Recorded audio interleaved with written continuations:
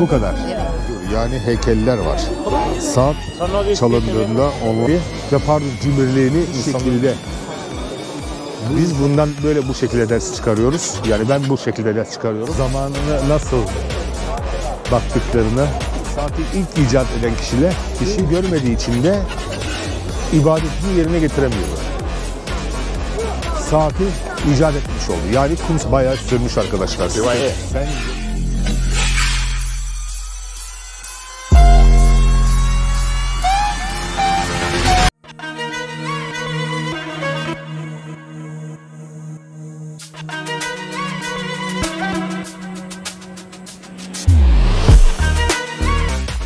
Bir nehir tarafından ikiye bölündüğü için de köprüleriyle de devam ediyoruz. Gezimiz başlıyor. Haldun'la Gezelim'i takip etmeyi unutmayın. Hadi bakalım. Avrupa bunu şehir olarak Avrupa'nın çatısı olarak sürprizlerle karşınızdayız.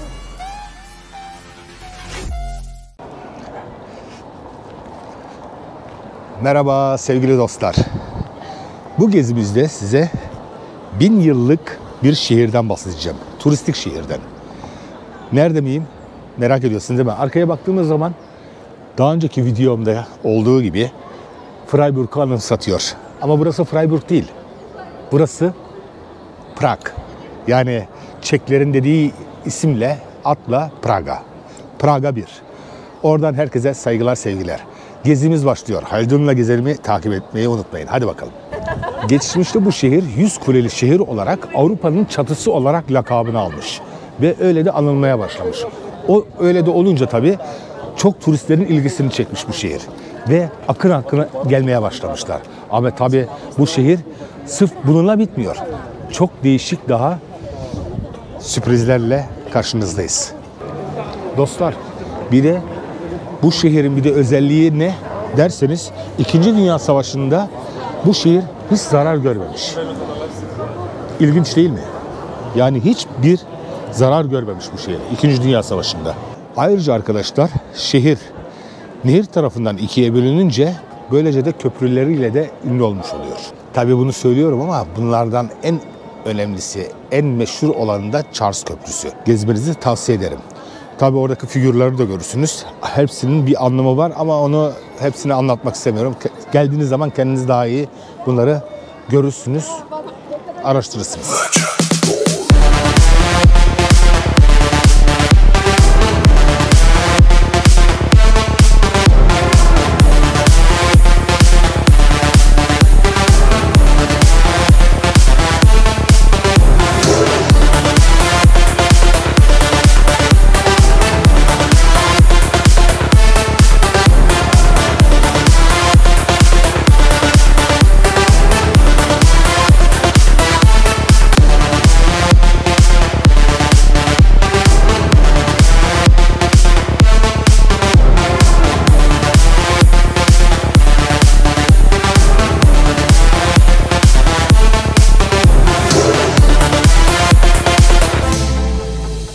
Evet arkadaşlar, evet dostlar.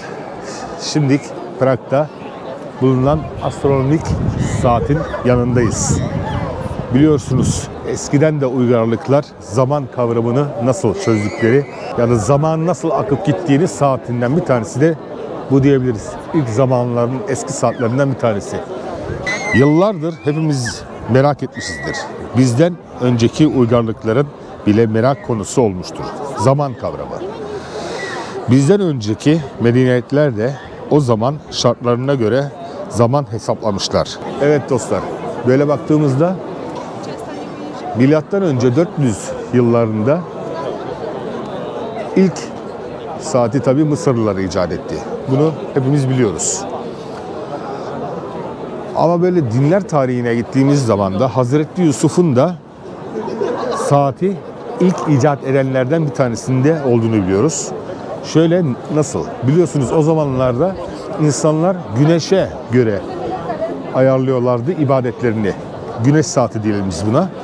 Tabii Hazreti Yusuf zindana atıldıktan sonra, cezalandırıldıktan sonra yattığı hücrede Güneşi görmediği için de ibadetini yerine getiremiyordu. Bu nedenle de Allah tarafından melek gönderildi. Cebrail aleyhisselam saati icat etmiş oldu. Yani kum saatini. Böylelikle de ilk saati icat eden Hazreti Yusuf'tur. Bunu sizle paylaşmak istedim. Bu görmüş olduğumuz saat 1410 yılında yapımına başlanmış. Tasarımcısı Hanus tarafından 1490 yılına kadar sürmüş. Yani anlayacağınız 80 yıl. Bayağı sürmüş arkadaşlar. 80 yıl sürmüş bu saatin yapımı. Diyeceksiniz ki şimdi yukarıdaki sembollere baktığımız zaman mesela Yahudinin elinde kese var. O kese arkadaşlar kibirliğini, cimriliğini, insanların cimriliğini bahsediyor. Yahudinin elinde olan kese cimrilikten bahsediyor. Aynalı olan da insanların kibirliğinden bahsediyor. Hemen onun karşısında bulunan iskelet figürü de her insanın ölümü tadacağını gösteriyor. Yani ondan bir kaçarın yok. Onun yanında bulunan elinde mandolin olan da zevki safayı temsil ediyor. Yani anlayacağınız insanoğulları bu insanoğullarına bu şekilde mesaj veriyor. Ya bunlardan uzak durun. Kaçacağınız yer yok. Eninde sonunda herkes ölümü tadacak. Kibirli olmayın. Cimri olmayın. Sevki sefaya düşmeyin anlamına getiriyor. Biz bundan bu şekilde ders çıkarıyoruz. Yani ben bu şekilde ders çıkarıyorum. Her saatte de bu saat çan çalıyor. Ondan sonra içinden figürler çıkıyor. Böyle kafalarını uzatır gibi bakıyorlar. Etrafta böyle dönüyorlar. Onu da uzaktan ancak görebiliyorsunuz. Öbür türlü zor görülmesi. Benim anlatacağım bu kadar. Bu astronomik saatten. Evet arkadaşlar anlatmıştım. Söylüyorum yine. İşte gördüğünüz nehir. Nehir şehri ikiye ayırıyor. 100 çatılı bir şehirden bahsetmiştim. Bu şehir kültürüyle, astronomik saatiyle de çok ünlü, nehiriyle de çok ünlü. Mulda'da geceleyin aynı gördüğünüz turistler gibi deniz sefası yapabilirsiniz. Yemeğinizi yiyebilirsiniz. Güzel bir akşam sefası edinebilirsiniz. Ve bunu unutmamak lazım. Bir de bu şehir arkadaşlar fakülteleriyle, üniversiteleriyle çok ünlü. Tarihi bir şehir diyebiliriz. Her tarafı gördüğünüz gibi çoğu yerlerde çatılar var. 100 tane yüksek böyle çatılı kiliseler gibi. Şehir neredeyse içine almış şekilde. Haldun'la gezelim. Bu esnada burada bitiyor. Beni takip etmeyi, abone olmayı unutmayın. Umarım beğenmişsinizdir. Herkese Prag'dan sevgiler, saygılar. Kendinize çok iyi bakın. Yakında görüşmek ümidiyle. Hoşça kalın. Bay bay.